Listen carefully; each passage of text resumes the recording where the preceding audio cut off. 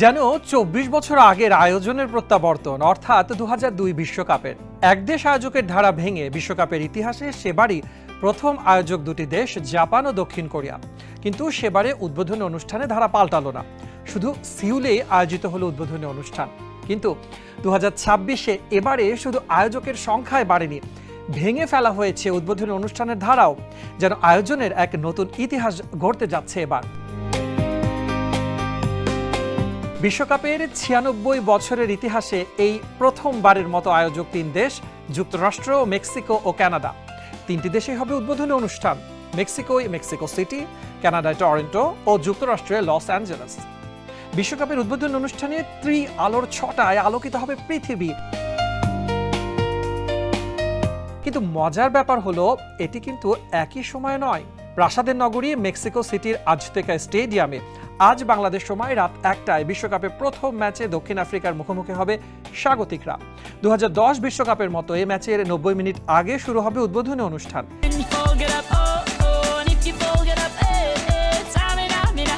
এবারও বিশ্বকাপের প্রথম উদ্বোধনী অনুষ্ঠান শুরু হবে বাংলাদেশ সময় রাত ১১টায়।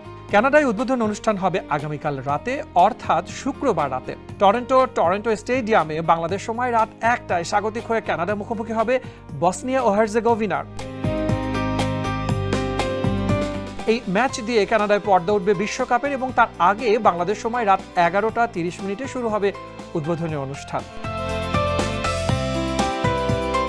যুক্তরাষ্ট্রের উদ্বোধনী অনুষ্ঠান দেখতে কিন্তু খুব ভোরে উঠতে হবে শনিবার বাংলাদেশ সময় সকাল ৭টায় লস অ্যাঞ্জেলেস স্টেডিয়ামে প্যারাগুয়ের মুখোমুখি হবে স্বাগতিকেরা। তার আগে ভোর ৫:৩০টায় সেখানে শুরু হবে উদ্বোধনী অনুষ্ঠান। বিশ্বকাপের উদ্বোধনী অনুষ্ঠান নিয়ে ২ দশক আগেও তেমন সাড়া ছিল না, কিন্তু ২০১০ বিশ্বকাপে শাকিরা ওয়াকাকে অমরত্ব আদায় করে নেওয়ার পর থেকে উদ্বোধনী অনুষ্ঠান নিয়ে আলাদা আগ্রহ তৈরি হয়। যদিও ৯৪ বিশ্বকাপে যুক্তরাষ্ট্রের কিংবদন্তি সঙ্গীত শিল্পী ডায়ানা রসের পেনাল্টি কিক বেশ সাড়া ফেলেছিল, কিন্তু কলম্বিয়ান সুরের পাখি শাকিরা ১৬ বছর আগের আসরের উদ্বোধনীতে যে মাদকতা উপহার দিয়েছিলেন, সেই মোহ আজও অনেকের ভাঙেনি। সেসব মোহগ্রস্ত ফুটবল প্রেমীর জন্য সুখবর, শাকিরা এবারও আছেন। উদ্বোধনী অনুষ্ঠান আলাদা তিনটি শহরে হলেও ভাবনাটা এক ও অভিন্ন। আয়োজক তিনটি দেশের সংস্কৃতি তুলে ধরায় লক্ষ্য। মেক্সিকো সিটির উদ্বোধনী অনুষ্ঠানে যেমন আদিবাসী শিল্পী, লোকজ পরিবেশনা এবং ঐতিহ্যবাহী কাগজের শিল্প পাপেল পিকাডোর মাধ্যমে মেক্সিকোর সংস্কৃতিকে ফুটিয়ে তোলা হবে। সেখানে এবারে বিশ্বকাপে অফিসিয়াল গান ডাই লেটস গো গাইবেন শাকিরা, সঙ্গে থাকবেন নাইজেরিয়ান গায়ক বার্না বয়। পাশাপাশি এবারের বিশ্বকাপে অফিসিয়াল অ্যালবামে থাকা শিল্পীদের এই অনুষ্ঠান পারফর্ম করার কথা রয়েছে। তাদের মধ্যে আছেন Alejandro Fernandez, Belinda, Danny Ocean, J Balvin, Lila Downs, Los Angeles Azules এবং মানা। দক্ষিণ আফ্রিকান গায়ক ও গীতিকার টাইলাও মেক্সিকো সিটির অনুষ্ঠানে অংশ নেবেন, সেজন্য প্রস্তুতিও সেরে ফেলেছে মেক্সিকো সিটি। বিশ্বকাপ শুরুর দিনে ছুটি দেওয়ার পাশাপাশি স্কুল বন্ধ ঘোষণা এবং সরকারি কর্মীদের বাসা থেকে কাজ করার নির্দেশ দিয়েছেন মেক্সিকোর রাষ্ট্রপতি ক্লদিয়া শেনবাউম।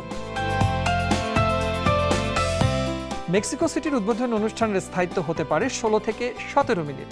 টরন্টো ও লস অ্যাঞ্জেলেসে সেটি ১৩ মিনিট স্থায়ী হতে পারে। টরন্টো স্টেডিয়ামে একটি ক্ষণগণনা দিয়ে অনুষ্ঠান শুরু হবে।